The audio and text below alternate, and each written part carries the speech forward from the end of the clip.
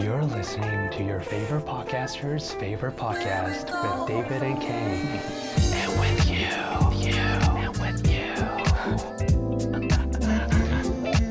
I'm not gonna lie, a bit creepy for an intro song. Not very sporty and exciting, but we're trying. This week's song was hand-selected by Kayne. Subscribe I agree. is really good, but maybe if you rate one style, like if you think it's shit, like if you think it's a shit show, maybe don't. Like, don't worry about it. Yeah, but if you got good things to say or you just don't know, hey, why not give us a 5-star? Yeah. Why not? Why not? No, I think so. I was actually looking on Apple, how do you actually rate the shows? I couldn't find the buttons. Sometimes you get prompted, I think. Like sometimes, like when you're listening to something or you're using iTunes or you're going to the App Store or something, like, you know, sometimes you use an app and it prompts you like, hey, if you love an app, please, rate us. So listeners, please take that couple of minutes, try to find that button, like us, subscribe to us. Do whatever you can, please. Do whatever you can. Look, we're desperate here, okay? We're desperate. Well, so how are we going? How desperate are we? Okay, this is very exciting news. Yes. This is very exciting news. Okay, I'm just looking at it now. I haven't even looked at it, so I'm looking at it now, and now we have 26 plays. Ooh. That is pretty good. That's pretty good. That's from single digits, which was from after episode 1 we had single digits. All I right? know is a couple of weeks ago we had 0, and now we have 26. And I know for sure those are not all our clicks. And on our Twitter, we have we've got 2 followers. Oh, really? Okay, well, one of the followers. Well, we've done nothing on. We've done nothing. Except for Twitter, LeBron James. I think this is something there where we can up our game. I think we can do something more with Twitter to get the word out there. Also, I think we should maybe it's still early days, and we probably only have a handful of listeners, really. Because 26 is for the total listens. Yeah. So please tweet at us at yourfpfp. And I think since we just started, I think there's a lot of self promotion that we can do ourselves. Yeah. Just in terms of tweeting and being more, being on that platform more. But looking at our 2 followers, I see one of them is one of our colleagues. Who? Hoyan. Oh, nice. Okay. Shout out to our good we friend. We should shout out, yeah. Shout out. Hoyan. Yeah, Hoyan, thumbs up. And the other one, it's, Erica Nudes. Okay. And she describes herself as, "Hi, baby. I'm interested in talking with you. I wish you just click below." Okay. Did we click? Yeah, are you looking at our Twitter right now? Oh, no, okay. Check out our Twitter, Erica Nudes. Okay. Oh, wow, okay. Oh, wait, this is my work computer. I don't want to. So clearly, Erica is a very attractive young lady. Avid basketball NBA fan. Perhaps in the, I would say, a model or maybe adult entertainment. Who knows? Who knows? We're not going to judge, but clearly after a long, hard day at work, she enjoys to wind down and listen to her favorite podcaster's favorite podcast. So there you go. So thank you, Erica Nudes. Let's get into the news. What's happening in the world of the NBA? Okay, this has been a crazy week, actually. Kayne, in honor of Derrick Rose, is wearing a Derrick Rose jersey. Yeah, today I'm rocking the gang Bulls. rapist wear. Yeah. Yeah. But anyway, that's a personal issue that Kayne has. And I think we should concentrate on the basketball court in terms of I agree. how he plays on the basketball court as opposed to what he does off the court, because what he has done on the court is quite inspirational. The ways his comeback. So this week Go ahead. The Cavaliers in disarray. Can we have like a sound drop? Yeah. Of them like. Yeah. Boop, boop, boop, boop. Oh, I know, like, I don't know what it is. Can I? Come on, you can workshop it. Boom. I forgot now. What was it? Come on, Kayne. What was that sound effect you just made? Boom.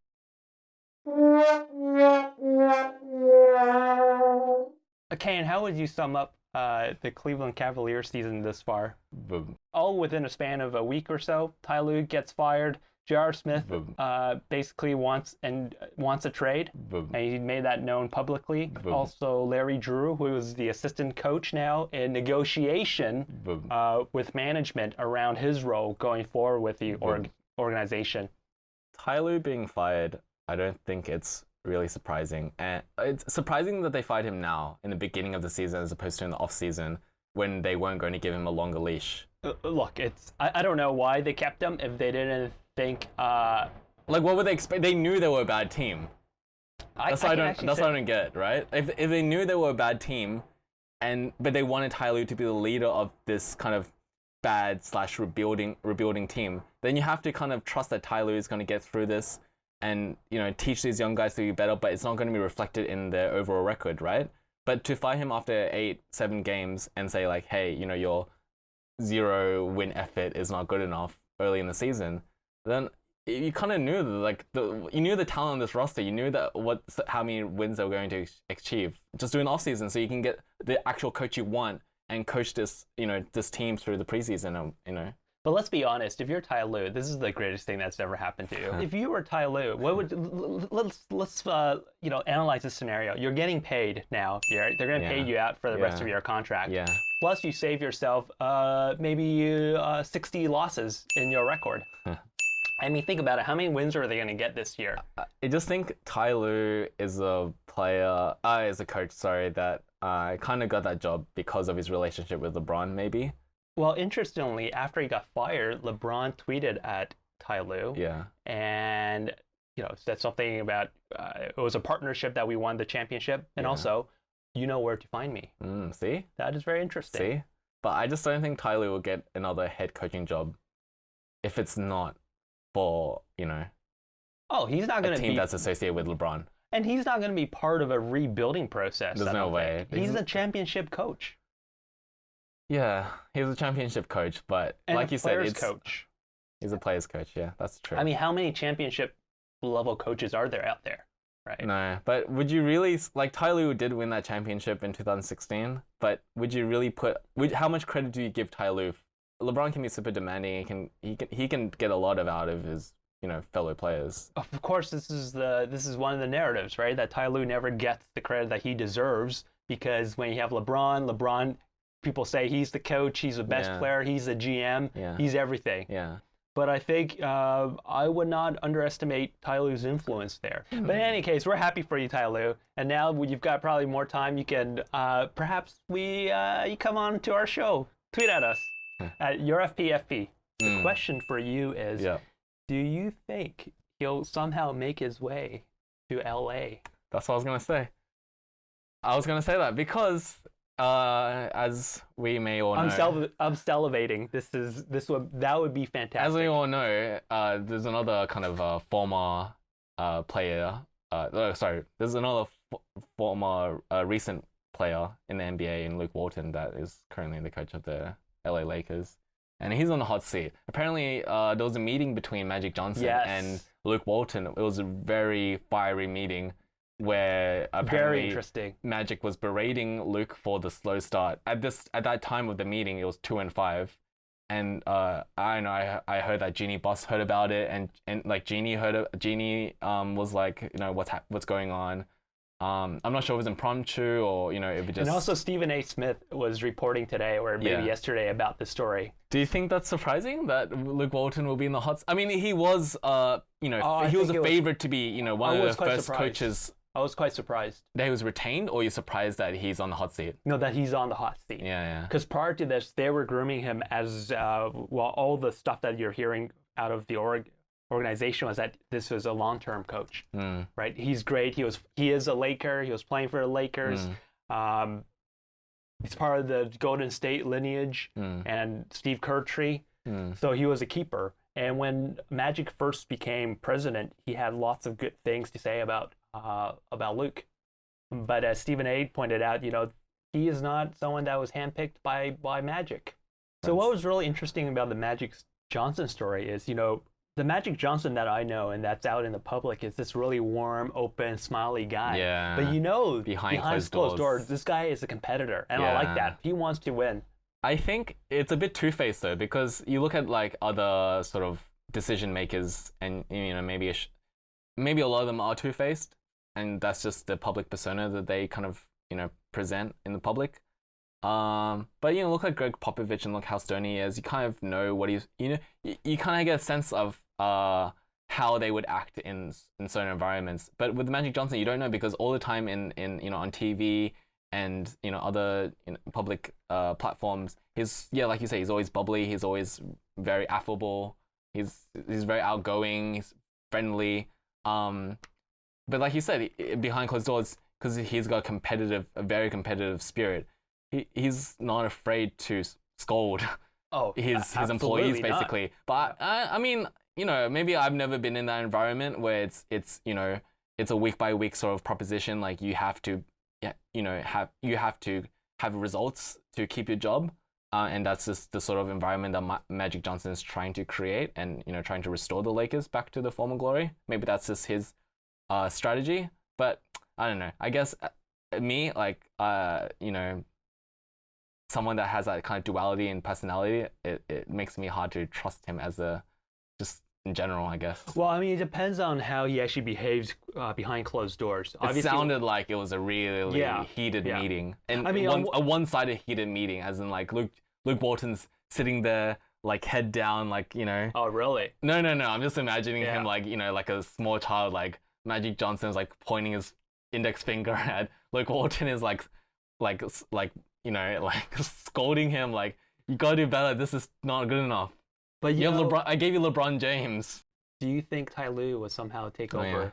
Yeah. I mean, it's in the realm of possibility for sure. I mean, I don't know how strong Magic Johnson feels about, you know, the you know, Ty Lue as a coach, in terms of a development coach, as a player's coach, as a player that can maybe coach veterans and kind of get them involved. Yeah, and there's a few veterans on the Lakers that can definitely, you know, mesh with that kind of vibe that Ty Lue can bring. But I don't know, there's all the young guys too, and they need to be developed. They need to be, you know, given prominent roles. It's a funny dichotomy. I'm not quite sure, you know, how. Okay, we'll see. We'll see how what happens there. I think. Well, what's your percentage? What's the chances? What are the chances that Luke Walton finishes the season as the head coach, as a percentage? I would say that it's over 50% that he still finishes as the Give me a number. coach. Give me an exact percentage.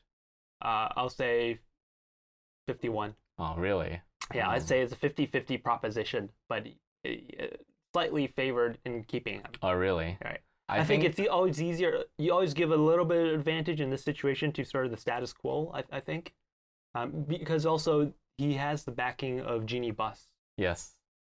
I think it's interesting. Like, also, I think it's interesting that, you know, Magic Johnson would admonish Luke Walton in this kind of way. Given LeBron James's historically slow starts to new teams, when he has a new cast of players, he's historically quite slow to meld with them, because we know LeBron James is the heart and soul of the team. And if LeBron James isn't getting along with the teammates in terms of playing styles and whatnot, then it's not going to reflect well on their record. And sure, that's Luke Walton's job to help kind of transition that and you know, make sure it moves at a faster rate in terms of the melding. But I don't think he can put it all on Luke Walton. It's gonna be an interesting situation. A fun trivia. Yeah. Did you know Luke Walton was drafted the same year as LeBron James? That's crazy. They were both drafted 2003, except Luke Walton was, I think, drafted. How old is Luke Walton? He's pretty old. I think I got it here. Because he went to college. I think he finished his college degree or whatever. He's 38 years old, so he's older than James. Okay. He was born 1980. I think James was born 1985, but obviously James didn't go to college. Yeah. But yeah, they were drafted in the same, and obviously LeBron went first and Luke Walton went in the second round. Let's talk about the story of the week. It's okay. Let's get back to the Derrick Rose story again. Yeah. Why don't you walk the listeners through, because you've done a bit of digging about this story. Yeah, I mean, this segment probably wouldn't have happened if he didn't have that scoring outburst. Because we've heard a lot about Derrick Rose's career, and we kind of maybe forget how good he was early on and how fast he shot to superstardom. I mean, this guy was selected first overall, obviously, out of Memphis, I believe. But a Chicago native. Selected by the Bulls. He asked, he said, please select me. You know, I'm gonna do everything for this organization. You know, I'm gonna be a winning player. I'm gonna lead you guys to championships and whatnot. He made that promise, and I think he delivered them. Like, especially very early in his career, he delivered them, and not to his fault. He couldn't finish the job that he started, but he started off amazingly. Without further ado, I would like you to present a brief timeline into Derrick Rose's weird career. So Derrick Rose is drafted in 2008 by the Chicago Bulls. As you mentioned, he he pleaded for the Bulls to draft him. He wanted to go to play for his hometown team. Drafted first overall, he ended up with Rookie of the Year honors. He played 81 games. The team finished 41-41. Not a great result, but they did make the playoffs, but they lost in the first round. The second year, 2009, he got selected to his first All-Star as a reserve. He only played 78 games. Maybe 3 games were rested. Same record again, 41-41, lost in the first round.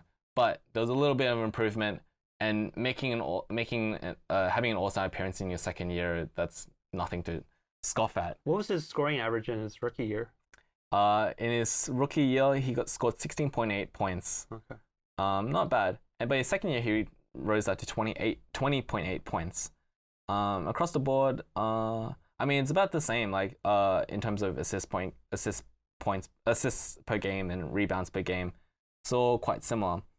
In his third year, which yes is his MVP year, infamously his MVP year. It's mostly career highs. He gets 4 rebounds a game, 7.7 assists per game, a lot higher than his previous 2 years. At least a steal per game and 25 points per game. He wins MVP. So, these first 3 years, 2008, 2009, 2010, the first 3 seasons of Rose's career is like, in terms of trajectory, is like shot out of the cannon. Shot out of the cannon defying physics. He, wins Rookie of the Year, fine. Like, he was probably most likely to win it. Gets to an All-Star game in his second year, as a reserve. Then in his third year wins MVP. I can't in any amount of years seen a player's trajectory rise this fast. So athletic. He would be trailing a player on defense, and a player would just go full up, and he would just jump out and just block it with both hands against the backboard. Honestly, in his prime, he was probably more athletic than Westbrook. Yeah. Like Westbrook can freak jump of nature. Yeah. But you're right. He's a freak of nature. Because the dunks, stylistically, it wasn't super fancy, but the power that he did it, yeah. It was crazy. It felt like he was just throwing it down. Like, his athleticism dominated every part of his basketball game, whether it was driving to the hoop, playing defense. He relied so much on athleticism. And his height and his speed. There's so many times when he would be driving for a layup and he'll be diving to the side. He doesn't have that finesse where he can Euro step over and go for an easy layup. Like he, sometimes, but it was always power. It was always, I can do this faster and stronger than you kind of thing. I can beat you to the ring faster and stronger than you. 2011, as you mentioned, they had this really good team. Starts to All-Star again. He had injuries throughout this season, but still managed to get back into the postseason. First round against the 76ers. I don't know if you remember watching that. That's why he injured himself, right? In game 1 against the 76ers, it was, in one of the last few moments. It was a drive. It was a drive? Yeah, I remember that. Was it against Michael Carter-Williams that he was driving against? I don't remember the player, but it was a drive. He had to kick it out because something went wrong when he And then when he landed, I think he landed on the play, or maybe he just landed on the ground, but he was really high up. It was before he actually made the layup. I think it was one of those hop steps. Yeah, okay. That something was wrong, and then he threw the ball out. Yeah. He passed but it he out. already injured himself. He already injured it in the air when he was in the air. Not when he landed. It happened before. I don't remember it was in the air. I think he might have landed, and then he injured it while he landed. Yeah. And that was the first step to the layup. Yeah. And then he threw it. He chucked it out. Okay, yeah. You just wish, as a Bulls fan, I'm not a Bulls fan, but you wish, there's some silver linings, but no, this is the worst possible news. He's out the rest of the postseason, and he's out the rest of the next season as well. That he misses the entire 2012 season. So you're wearing a Derrick Rose jersey right now. When did you get this jersey? I think it was it's the one that is the Christmas jersey. That's when they released the Christmas jersey that's all one color. I think it was 2013 or 2000 I think it was 2013. Yeah. Because for a couple of years, that's one of the most popular jerseys. Yeah, for sure. I literally saw people wearing it on the street. Everyone, yeah. I kind of jumped. I was never on the bandwagon. Obviously, being a Nets fan, they versed the Bulls a few times in the postseason, and they got beaten. So I'm not a Bulls fan, but I am a Derrick Rose fan in terms of his basketball So 2012, he misses the entire season. The team still actually finishes not bad, 45-37. I think that year Jimmy Butler won Most Improved Player, became the prominent player for that team. They lost in the conference semis, so they won the first round, and then they went to the conference semis, but they lost that. The next year, he returns, plays 10 games. I think he starts off the year, plays 10 games, and then tears his meniscus in his right knee. So right off the bat, gets an AC injury, has the surgery, misses the entire season, comes back the following year, and 10 games in, he tears his meniscus in his right knee. The Bulls still, like we said, Bulls have a good team, so they finished 48-34. They lost in the first round. The next year, he actually plays a few more games. He played 51 games that season, actually. So that's a third year now. This is now the third year now, yes. So the first year he missed the entire year. The second year, 10 games in, he missed that. He missed all that because of a meniscus tear. And now his third year, he played 51 games this year. But towards the end of the season, he tears his meniscus again in the same knee. His right knee gets a meniscus tear. He's out 4 to 6 weeks. At this point, they say that he can make it back to the playoffs. He does play, but they still are out in the conference finals.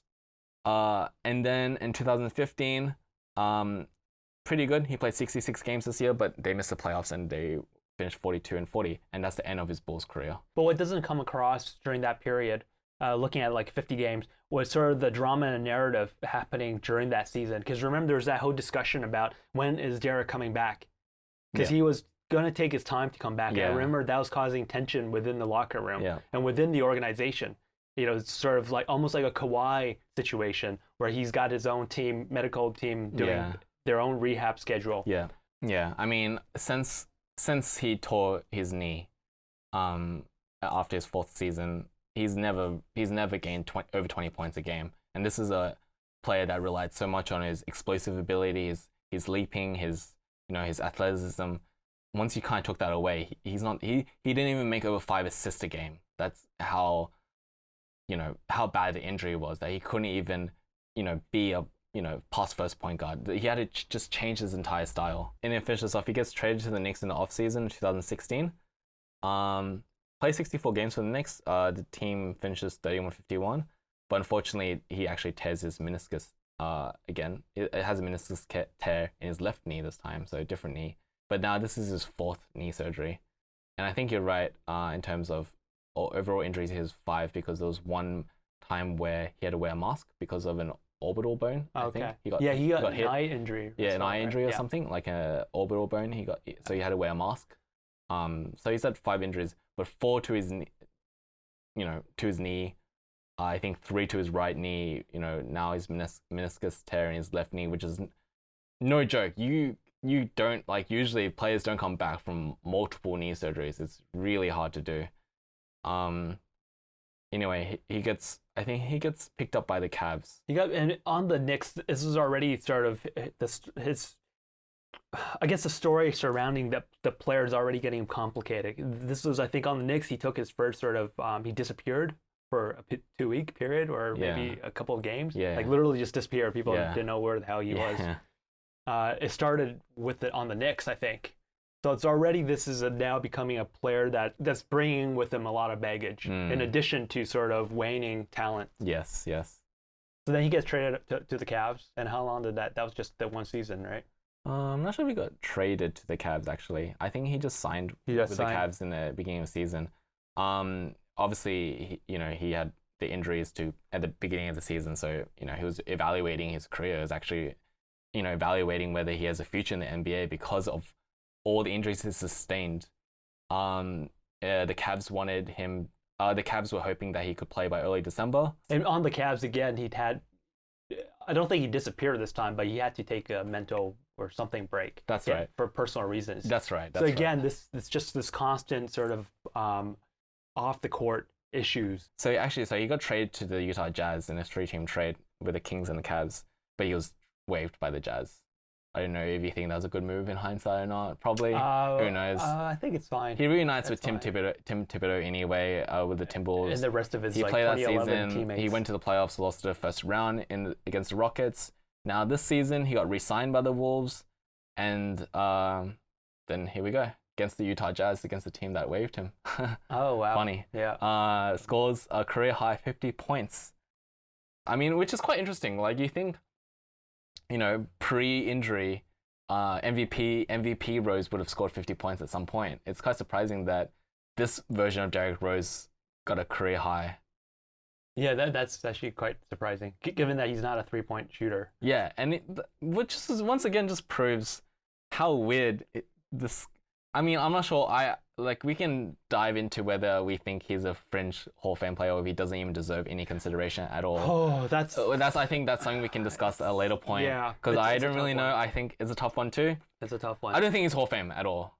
I think the discussion is like, does he warrant consideration for it? The issue with the thing with the Hall of Fame is that he's probably not going to have the numbers exactly. to make it to he Hall hasn't of Fame. played enough. But the question is, when he was good and for those 3 to 4 years, he was so not even, or maybe 3 years. Because you don't even count. I wouldn't count his rookie year. His rookie year was a good rookie year. Right. Fine. So maybe the 2 years. He's only played 2.5 seasons really of high caliber, best point guard in the NBA kind but of it level. felt like he was so impactful in those 2 years that it's impossible to talk about the story of the NBA in the early 2010s without mentioning a Derrick Rose. That's true. He was even huge in China. Yeah, he had, he's sneaker deals in China. Definitely. I mean, he's still. I think is he a lifetime? Does he have a lifetime contract with Adidas? Oh my god. I mean, no, I don't think. I think Adidas doesn't mind. I don't think Adidas minds though. I mean, Derrick Rose. He's still probably big in China. He's very marketable. His shoes are selling well, and he's a really inspirational story. And I think performances like this shows why Adidas doesn't regret giving him a big contract, because they know what Derrick Rose is all about. How about the off the court stuff? How much of that impacts his legacy? So for people that don't know, Derrick Rose was also accused of basically gang rape. Ultimately, he was found not guilty, but it's being appealed. The person, his accuser, was a former girlfriend of his, right? So this wasn't some random person that they attacked in the back of an alley or anything like that. So there are nuances to this story, right? But the question is, how much of that impacts your enjoyment of Derrick Rose as a person, as a player? Can you totally disconnect and compartmentalize the player on the court versus the person off the court? I think there are things these are things that definitely should be spoken about, and they should have a voice, and they should definitely have a platform in terms of, these issues. But for me, it's really hard for me, and I think you joke about it a lot, like with some of my teams and stuff, but I think I find it a really hard proposition to connect. And I think it's opposite for most people, but for me, I want to just focus on the game. I just want to focus on the performance that these athletes perform to on the court or on the field or whatever it is. And I think a lot of these players have personal issues and very public issues and very, serious issues that, deserve the time and deserve to be spoken about. And there's very serious issues, and I don't take anything away from that. But for me, and, personally, I like to disconnect from that when I'm watching this. And when I do that, it helps me sort of embrace, you're right, I think it doesn't impact the product for me in terms of my entertainment watching it, my enjoyment watching it. People are watching basketball and watching sports for different reasons, and you get to enjoy the product the way you want to enjoy it. And if you don't want to focus on, all the behind the scenes or off the court stuff, that's perfectly, it's okay. But I think it's different for everyone. And for me, I'm a bit torn about it, to be honest. I'm torn too. I don't think I was really, I have ever really had to confront, these things before. I never really had to articulate them as well. And, now thinking about it, yeah, it's ugly. And, I hate that these things happen, both to the victims and to the player, actually, because not saying that it's not their fault, but sometimes it's just, I hate to, not kind of cast blame aside, but, sometimes it's a product of the environment that they grow up in. I absolutely agree. It's the crowd that they hang around with, They're definitely not blameless. Like, they deserve a lot of blame for these actions, and, accusations if they are true, you know, sure, they deserve so much blame for it. But it's just so hard for me to say, oh, look at that guy, he doesn't deserve to play in the NBA, or he doesn't deserve to, you know, represent this team. You know, he shouldn't be on my team. You know, this kind of stuff, because I don't know. It's a complicated it's really subject, hard. and I think, you know, this is sort of. I think what I want to encourage listeners to do actually is to go online and read some of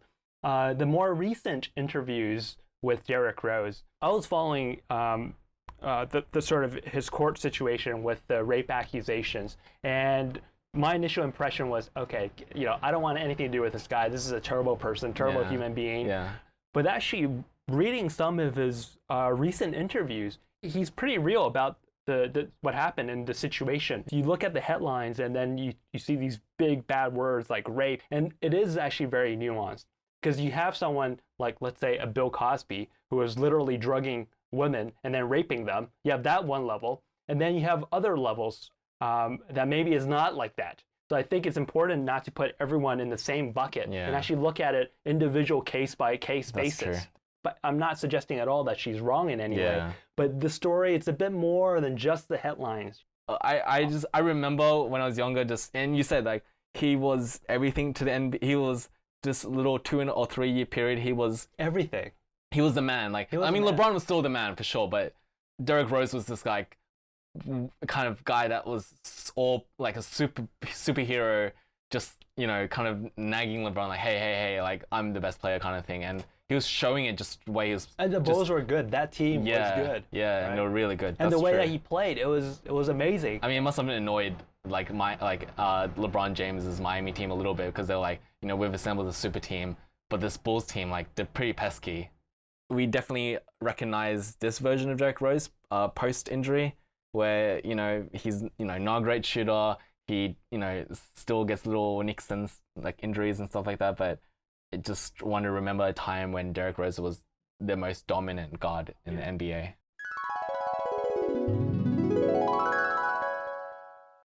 I feel like this episode is pretty dark. This is maybe we should just cut it off then. This is, look, I'm sorry. I mean, we did talk about like, you know, good scoring performances.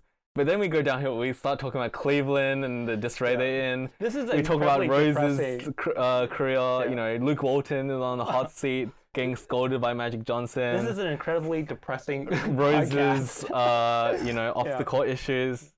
Yeah, look, I apologize, listener. I apologize. Erica, Nudes, I know that you just came back from a long day of probably adult entertainment or whatever else you're doing, and you just want to, you know, relax for our podcast. Erica, one of our 2 followers. One of our 2 followers. Yeah. Unfortunately, you know, this is a very grim podcast we're delivering to you today.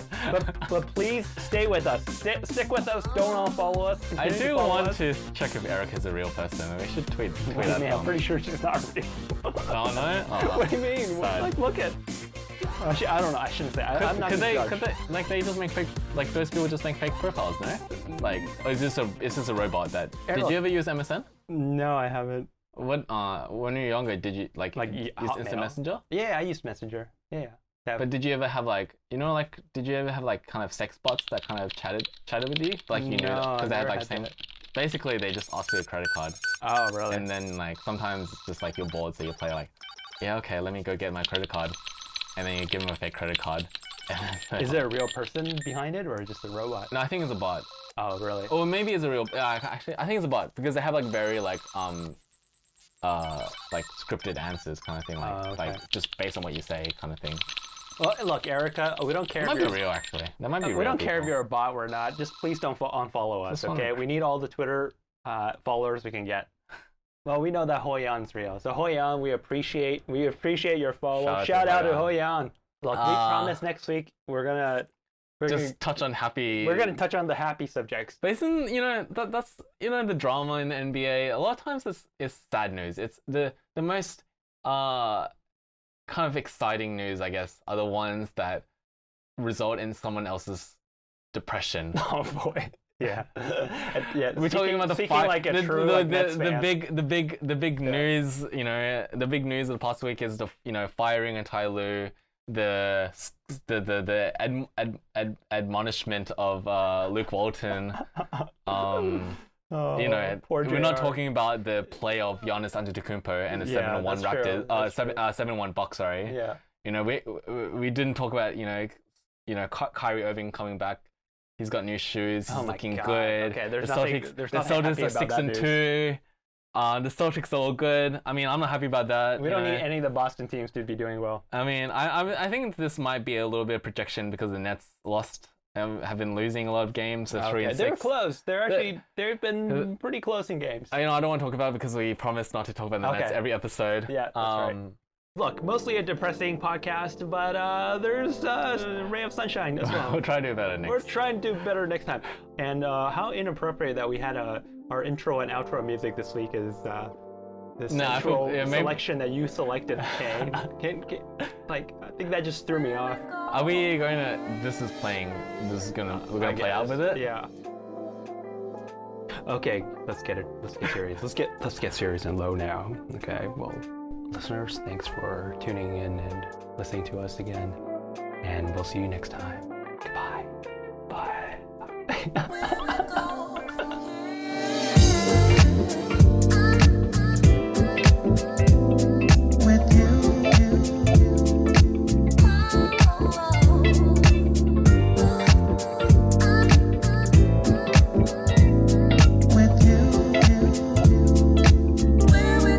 This is a joke? It's a joke, but I'm gonna, Like, let me you look made it up this joke? You wrote this joke, or? No. Oh, I am. The joke goes. I don't. What? They asked Derrick to rise, so Derrick rose. I don't get it. What? They asked Derrick The coaches asked Derrick to rise, to rise? Yeah. And he. and so Derrick rose. Oh boy. Okay. I think what they really asked is, Derrick, please don't disappear on us again. I don't know how it goes. I read this somewhere, like on Reddit.